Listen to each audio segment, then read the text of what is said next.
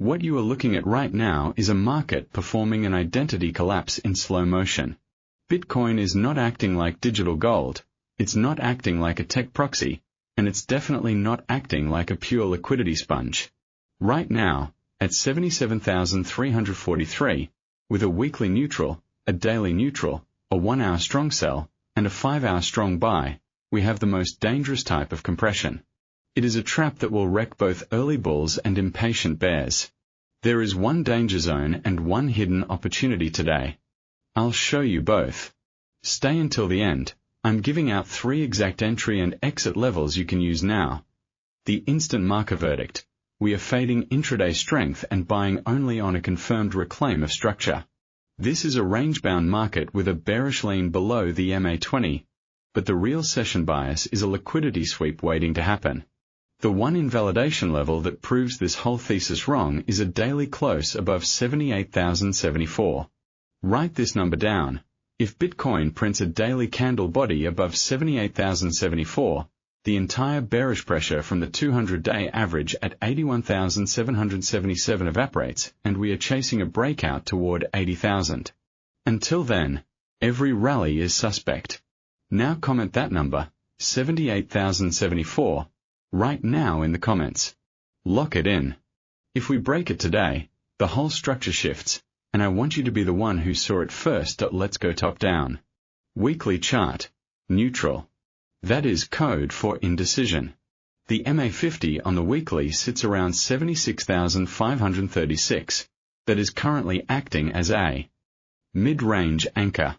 The MA200 on the weekly is way down at a level we haven't tested in months, so the real gravitational energy is on the daily. On the daily time frame, price is hugging the MA20 at 77,881, but here is what most traders miss. The daily MA200 is sitting at 81,777, far above us, and it is acting like a magnetic ceiling. When the 200-day is that far away and price is meandering below the 20-day, you are in a bearish drift zone.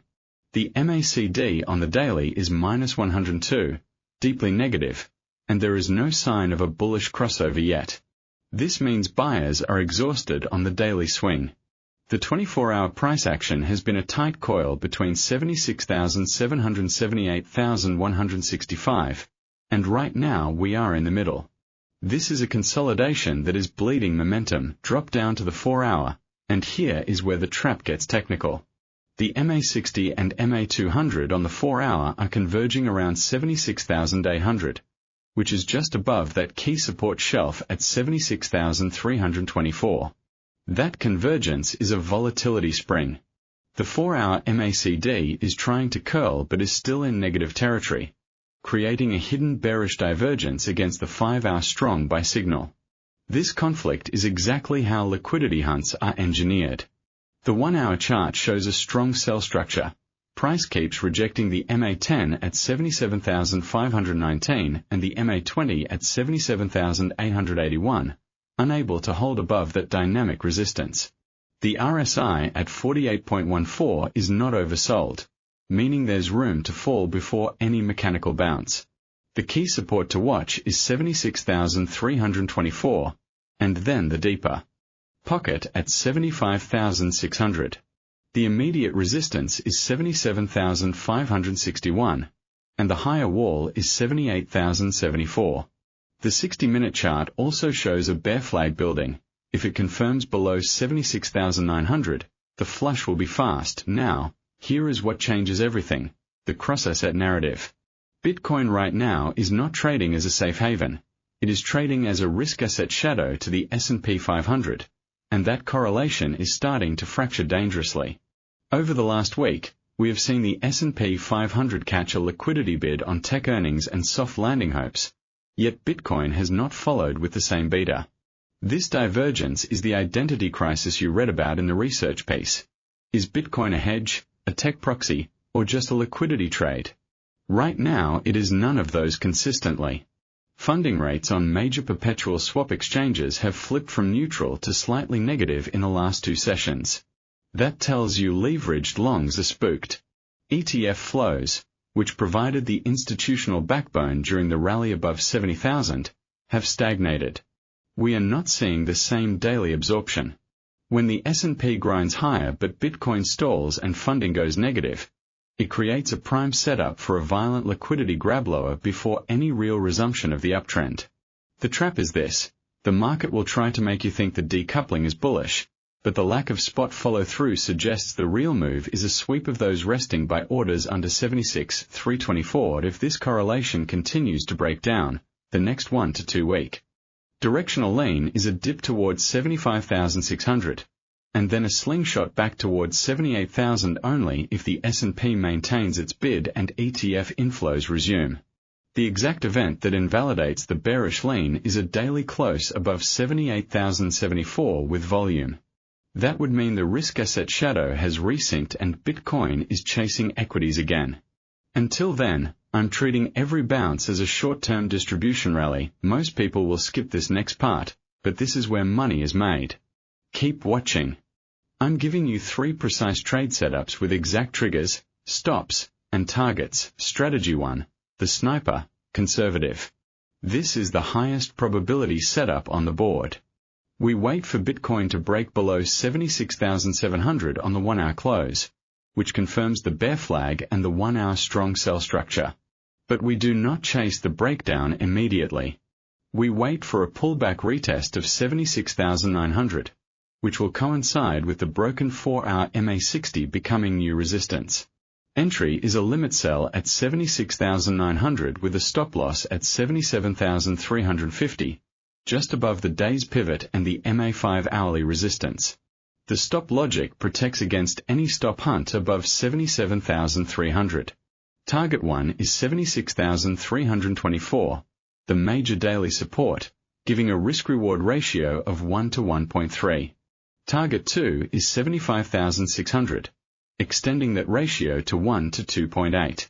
The setup is voided if price pumps back above 77,561 on an hourly close before our entry triggers. That means the liquidity sweep went the other way. Strategy 2, the active trader, standard. This setup plays the mean reversion bounce from the daily MA50 anchor. Right now the MA50 is at 76,536, and if Bitcoin dips into 76,400 zone and prints a 1-hour bullish engulfing candle with an RSI bounce above 45, we go long.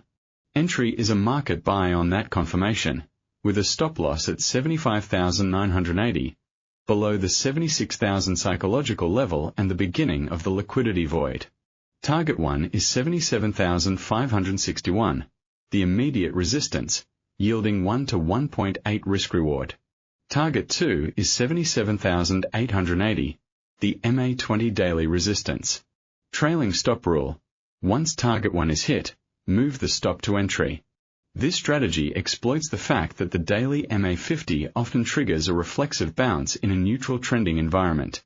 If the S&P 500 futures are positive during the setup, it adds confluence. Let's see how aligned we are. Type your Bitcoin range for tomorrow in the comments right now. I'm reading them, and I'll pin the most accurate call before the next session. This is the interaction mine that builds our alpha community. Strategy 3, the aggressor, high risk. This is a counter-trend momentum fade on the 5-minute chart for those who understand intraday liquidity engineering. If Bitcoin spikes above 77,561 but fails to close above 77,600 on the 5-minute chart within 2 candles, and the RSI prints a bearish divergence against that high, we execute a market sell. Stop loss at 78,090, just above the daily resistance zone. Target 1 is 77,000. Target 2 is 76,500. This setup is only for those who know how to lose small and manage risk aggressively. The warning is explicit. You are fading potential strength, and if the breakout is real you will get run over. Position size accordingly. Never risk more than 1 to 2% per trade. No positions through high-impact news, especially US macro releases that shift the dollar and S&P 500 correlation. Stops are non-negotiable. If you cannot respect them, do not enter. Here is the one most critical level for the next session, 78,074 on a daily close. That is the gravity switch. Below it, Bears have the edge and the range trap continues.